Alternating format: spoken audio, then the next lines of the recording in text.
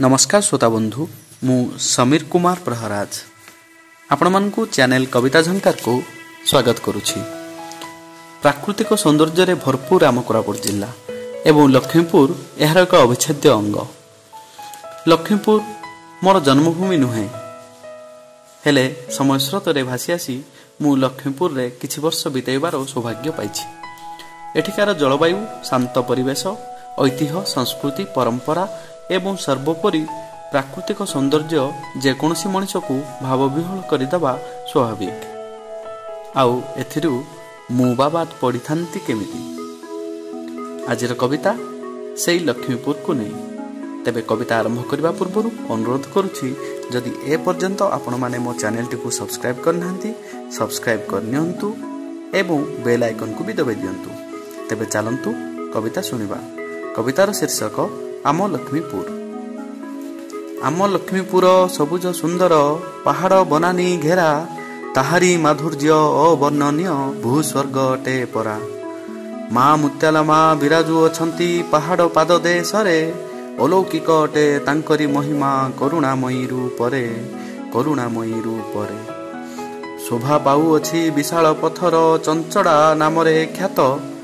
ताऊ परे टिके बसिले संध्यारे मन होई जाए शांत।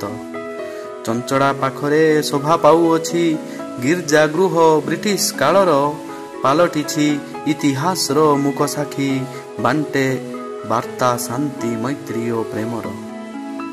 कोट पछपटे पहाड़ शिखरे अधिष्ठित हनुमान लक्ष्मीपुरर पालटिछि एबे अन्यतम आकर्षण। रेल स्टेशन लक्ष्मीपुरर विश्वरे अन्यतम 3 डिग्री वक्र होई रहिछि जहार प्लाटफर्म।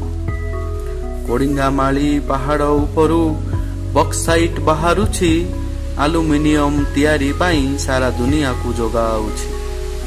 पुतका झलार शिव मंदिर विराजमान प्रकृति कोले शांत स्निग्ध आउ मनोरम से स्थली आशीषर बारी ढाले।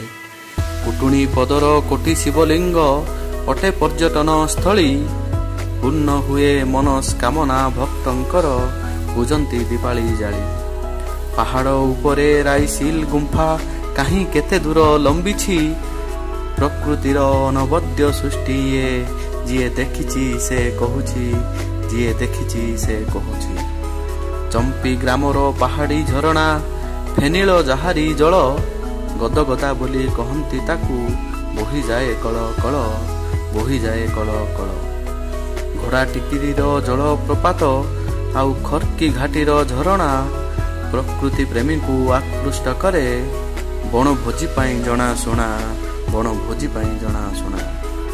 लक्ष्मीपुरर दमक पहाड़ आउ डीडी घाटीर इको टावर ओडिया पेंठर साप चांचड़ा बुलिबाकू इच्छा हुए बारंबार। आम लक्ष्मीपुर कम नुहे भाई अटई भू स्वर्ग जिबा लोड़ा नहीं सिमला उटी थरे लक्ष्मीपुर आसी देख। धन्यवाद। आपण मानकू मो कविताटी केमती लागिला निश्चित मतामत देबे।